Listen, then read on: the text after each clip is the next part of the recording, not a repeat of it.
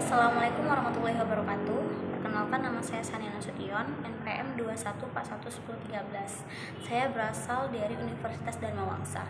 Saya salah satu mahasiswi semester 4 Fakultas Agama Islam Sore.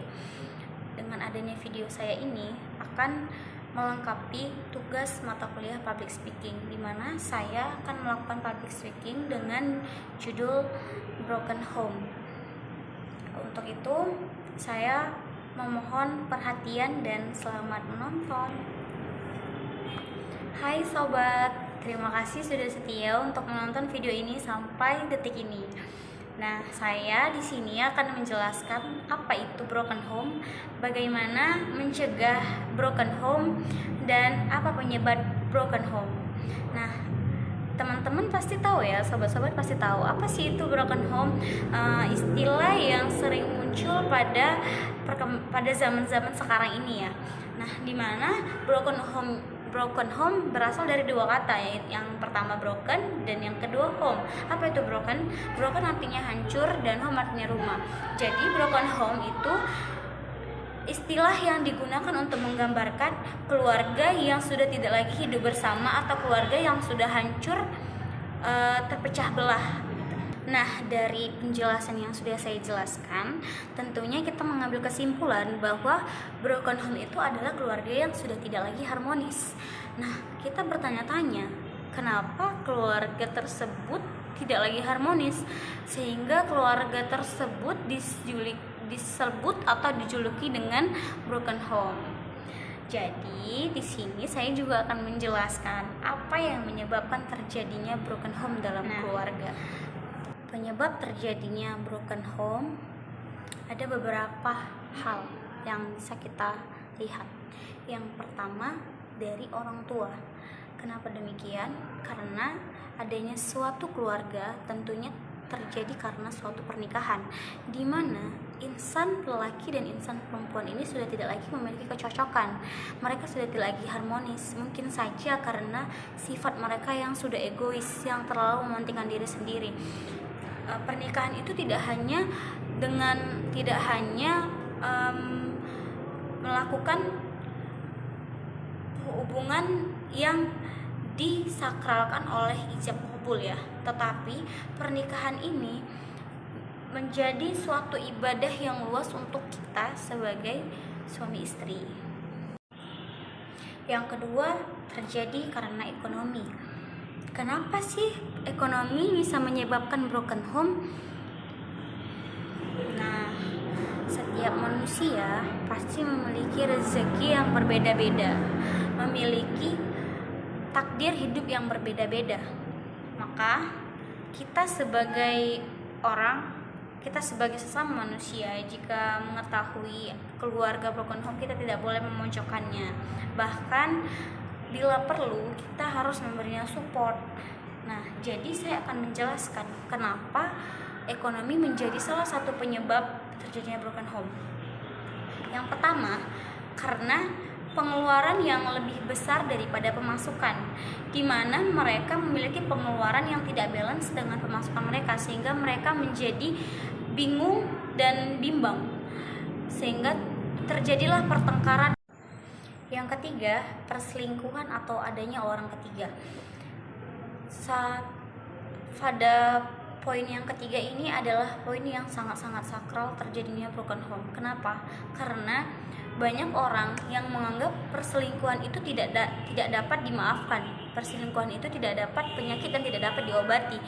Dimana seseorang yang sudah memiliki keluarga, seseorang yang sudah memiliki hubungan sebagai suami ataupun istri, menjalin hubungan di luar pengetahuan suami atau istri tersebut, atau bisa disebut dengan perselingkuhan. Nah, perselingkuhan ini bisa menyebabkan terjadinya broken home. Kenapa demikian?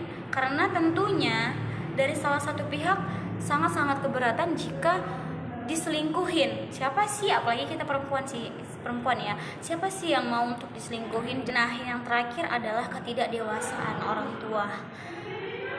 Di sini orang tua selalu menyalahkan anaknya dalam situasi apapun. Misalnya orang tua dilanda oleh masalah, anaknya menjadi lampias, atau dalam kata lain, orang tuanya memiliki masalah antara orang tua laki-laki dengan orang tua perempuan, lalu mereka bertengkar di depan anak sehingga terjadinya perselisihan dan perceraian.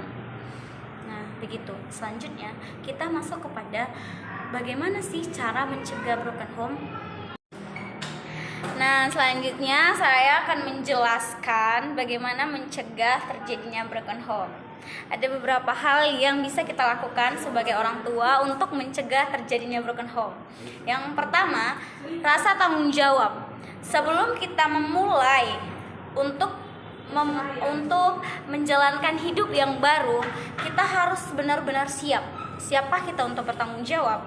Karena salah satu terjadinya broken home itu adalah tidak tanggung jawabnya orang tua, di mana orang tua hanya bisa menghasilkan anak tetapi tidak mendidik anak, tetapi tidak mengasuh anak dengan baik dan benar, sehingga anak tersebut menjadi terlantar, anak tersebut tidak merasakan kasih sayang dari orang tuanya. Yang kedua, adanya rasa sabar dan saling memaafkan. Kenapa demikian? Karena dalam hubungan tentunya ada cekcok, di mana kita harus memiliki rasa sabar yang luas dan rasa memaafkan. Kenapa kita sebagai manusia memang sulit ya untuk memaafkan, tapi dalam suatu hubungan, apalagi yang menyangkut dengan keluarga, tentunya yang sudah memiliki anak harus memiliki maaf yang sangat-sangat besar, karena jika tidak memiliki maaf yang luas, yang besar, maka anaklah yang akan mendapatkan dampaknya, yaitu terjadinya perceraian. Yang ketiga, untuk mencegah terjadinya broken home, kita harus memiliki sifat saling tolong-menolong satu sama lain. Jadi antara suami dan istri harus adanya kerjasama atau tolong-menolong. Jika suami sakit, istri yang merawat, dan jika sebaliknya, jika istri yang sakit, maka suami juga harus ikut merawat, begitu. Nah, yang terakhir ini yang paling penting, yaitu mendekatkan diri kepada Allah, kepada Tuhan Yang Maha Esa. Kita sebagai orang tua harus bisa mengajak keluarga kita kepada kebaikan, tentunya dekat dengan Allah, agar tidak terjadi perceraian. Nah, sebagai orang tua bukan hanya kita membekali ilmu umum saja, tetapi kita juga harus membekali dia ilmu agama. Agar apa? Agar kita menjadi orang tua yang sukses untuk mendidik anak kita menjadi anak yang soleh dan soleha. Nah, selanjutnya saya berterima kasih sekali kepada penonton yang sudah setia menonton saya. Walaupun apa yang saya jelaskan ini sangat minim ilmunya ya, tetapi semoga yang saya jelaskan ini menjadi manfaat untuk yang mendengarkan. Terima kasih kepada yang sudah menonton saya dari awal hingga akhir. Tentunya apa yang saya sampaikan ini tidak jauh dari kesalahan. Jika ada yang salah, saya mohon maaf, dan semoga apa yang saya jelaskan bisa menjadi wawasan untuk kita yang mendengarkan. Selanjutnya saya akan menutup video ini dengan wassalamualaikum warahmatullahi wabarakatuh. Terima kasih.